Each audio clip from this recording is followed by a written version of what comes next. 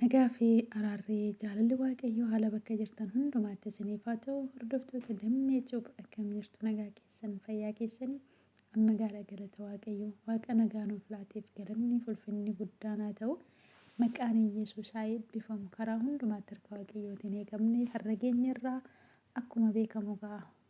Duras akkuma hordofaa turre karaa kana dubbii sagalee waaqayyooti kan hordofamu. Warri immoo dubbii sagalee waaqayyoo dhaga'uuf deebuu qabanii dubbii sagalee waaqayyoo karaa kana hin argatu. Waaqayyo immoo nu hin barsiisa. Karaa kamittuu karaa qaba. Dubbii sagalee waaqayyoo keessaa lafa tokko nuuf nan dubbisa. Waliin gaa dubbii waaqayyoo dubbifanna. Dubbii waaqayyoo dhaga'uudhaa fi warra ariifata waaqayyoo nu naa taasisu. Dubbii sagalee waaqayyoo keessattiin macaafa faarfannaa boqonnaa 59 lakkoofsa 1 irraa kaasee nuuf nan dubbisaan gara lakkoofsa 10 kan jiru. Waaqayyo gooftaan macaa immoo karaa sagalee kanaa ta'ee waaqayyo nu hin barsiisa. Mata dureen isaa harka diinotaa ooluuf waaqayyotti boo'uu jedha. Harka diinotaa ooluuf waaqayyotti boo'uu yookiin waaqayyoon kadhachuu, waaqayyoon waammachuu, gara isaatti iyyata fi dhiyeeffachuu maal ta'uuf harka diinaa ooluudhaaf. Diina jechuun nuti kan beeknu diinni keenya kan ta'e seexanaadha. Seexanni immoo karaa baay'ee wanta baay'ee fayyadamuu dandeessi. Isa kana waaqayyo gooftaan akka nama oolchuuf, akka nama gargaaruuf, akka nama baraaruuf, akka namarraa loluuf waaqayyoon kadhachuun immoo ga'ee ijoollee waaqayyootiin ga'ee namaatii jechaadha. Maqaan waaqayyoo ulfaatu akkas jedha. Diinota koo jalaa ana baasi. Yaa waaqayyoo koo iddoo warri ana irratti ka'an ana hin qaqqabnettis ana eegi. Warri jal'ina hojjetan jalaa na baasi. Warra dhiiga namaa dhangalaasan na oolchi. Ilaa isaan lubbuu koo baasuudhaaf riphanii ana eeggatu. Ani immoo namatti hin darbine yookiis hin yakkine. Yaa waaqayyoo warri humna anatti agarsiisan garuu ana irratti wal ga'an. Ani balleessaa hin qabu. Isaan immoo anatti fiiganii dhaabbannaa hin tolfatu. Ka'i anatti adeemi. Ana ilaalis. Ati yaa waaqayyoo gooftaa macaa waaqayyo isa kan Israa'el saba lafa irraa hundumaayyuu ilaaluudhaaf ka'i. Warra amanamummaa didanii jal'ina hojjetan hundumaattis araara hin agarsiisin. Isaan galgala deebi'anii akka saree gorori'aa mandaricha keessa in naanna'u. Kunoo afaan isaanii keessaa dubbii hin taane hin baasu. Arraba isaaniis immoo akka billaati. Silaa kan nu dhaga'u hin jiru jechuu yaada isaanii keessa ture. Ati garuu yaa waaqayyo isaanitti in kolfita. Saba lafa irraattis in ga'ifta. Yaa waaqayyo aangoo koo ati da'oo koo waan taateef ani hin eeggadha. Waaqayyo koo gaarummaa isaatiin gara koo hin dhufa. Waaqayyo warra ana gaadan asii gadi ilaalee akka ani gammadu in godhaa jedha. Maqaa waaqayyoo ulfaatu.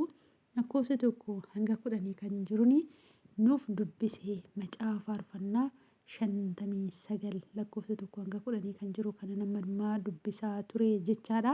Maqaa waaqayyoo kan eebbifame haa ta'u. Lafa kanatti egaa namni waaqayyoo Daawit yerootti ari'atamaa jiru. Nama akka isaatiin ari'atamaa jira. Nama akka isaatiin ari'atamaa jira. Yeroo sanatti nama mootii ta'ee teessoo mootummaarra jiru Saa'ol nama jedhamutu isa ari'ataa jira. Maaliif? Ajjeesuuf, balleessuuf. Eenyuun? Daawit nama waaqayyoo kan ta'ee jechaadha. Daawit harka waaqayyootiin dibameetu mootii ta'e. Saa'olis jalqabatti harka waaqayyootiin dibame. Sabni Israa'el mootii nuuf kaasi, mootii nuuf dibi jennaani dibame. Garuu yaada waaqayyoof akeeka waaqayyoo isa abboome gochuu dadhabuu isaarraan kan ka'e Saa'ol karaarraa kaate. Mootii godhee si dibuu kootii fi maal ta'edha? Mootummaa irratti teessoo mootummaa irratti si tuffadheera jedhee waaqayyo. Eenyuun? Saa'oliin. Maqaa waaqayyoo kan eebbifame haa ta'u. Yeroo Daawit akka ka'e Daawit akka saba biratti fudhatamummaa qabu. Daawit wanti inni godhu fuula waaqayyoottis waaqayyoo dibee kaaseera. Teessoo mootummaatiif dibee kaase. Waan inni hojjetu fiixaan baasaaf fuula namaattis fudhatamaadha. Kan saba Israa'elitti kaleessa ga'isaa ture. Gooliyaad kan jedhamu furrisa tokko nama rukutee garagalcheedha. Daawit yeroo sanatti immoo warri faarsan Saa'ol kuma ajjeese Daawit garuu kumaatama ajjeesan inni faarsaa turan. Jechi kuni Saa'oliin baay'ee onni isaa gubeera. Sababni isaa Daawit isa caalu isarra jiraachuu isarra caalaatti saba biratti fudhatama qabaachuusaa waan argeef jibba guddaadhaan guutame. Jibbi immoo kan eenyuti boloota koo? Kan seexanaati. Aariin kan eenyuti? Kan seexanaati. Yaadni Waaqayyoo jedha. Waaqayyoo Saa'ol irraa fagaataa deeme. Yaadni seexanaa immoo hojiin seexanaa immoo yeroo sana maal gootire ulaa argattee itti seentee akka waan badaa inni hojjetu taasifte jechaadha. Seexanni yeroo hundumayyuu namni akka waan gaarii hojjetu akka gammadu akka namaaf waan gaarii godhu otoo hin taane badii waan nama hin gammachiifne Waaqayyoodhaaf ulfina hin taane hamminatti nama oofti. Eenyu? Seexanni. Yaadni Waaqayyoo silayyuu irraa fagaateera. Sababni isaa isa abboomee ture. Yeroo isa abboometti wanta Waaqayyoo isa abboome dhiisee wanta mataasaa yaadni sammuu isaa abboome godhe eenyu? Saa'ol jechaadha.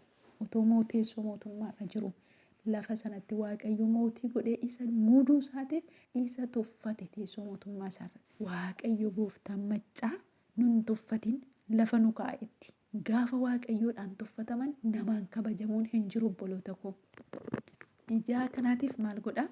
Namni kun yookiin Saa'ol Daawitiin harjachuudha eegale. Maal gochuuf? Ajjeesuuf.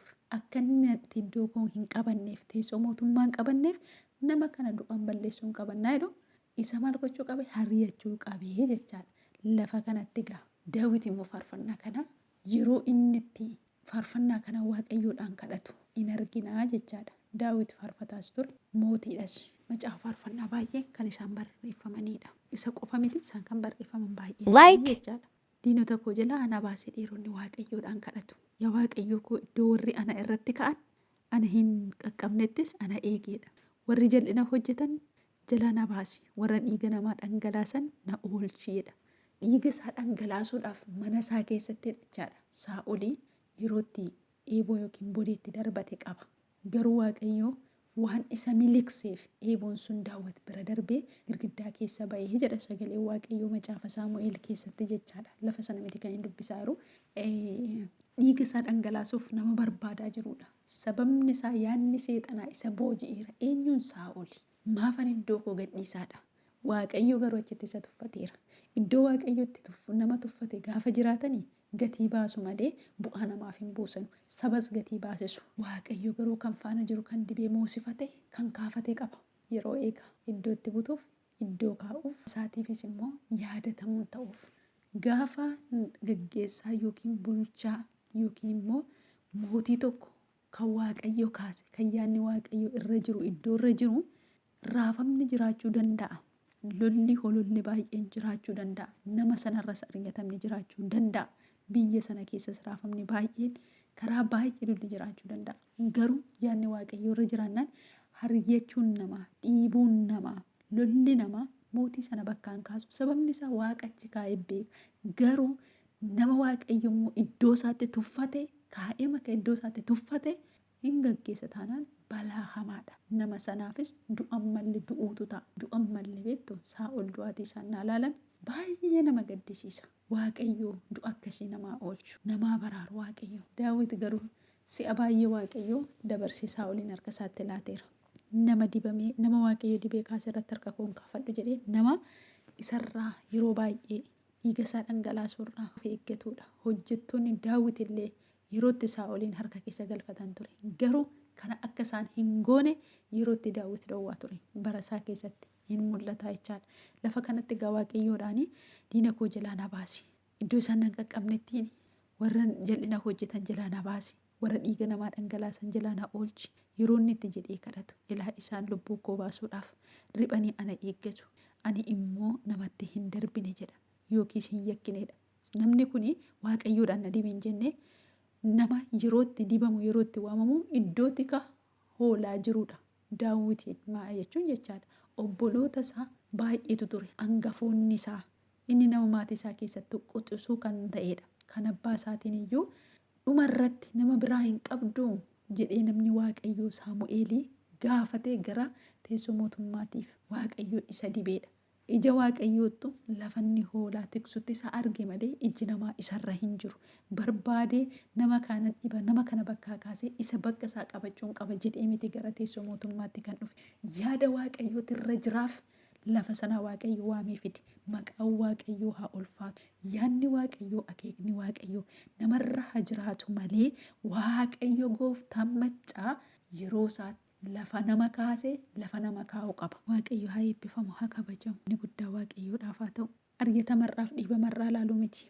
Ulfina waaqayyootti nama geessuudhaaf ulfinaaf yaada waaqayyoo namaaf akeeke beekuun hundumaa irra hin caalas. Hin wayyes. Waamicha waaqayyoo sirra jira. Har'a tariin argatamta, har'a tariin dhiibamta. Sagaleen ati dhageesse kan biraa kan ati keessa jiraattu kan biraati.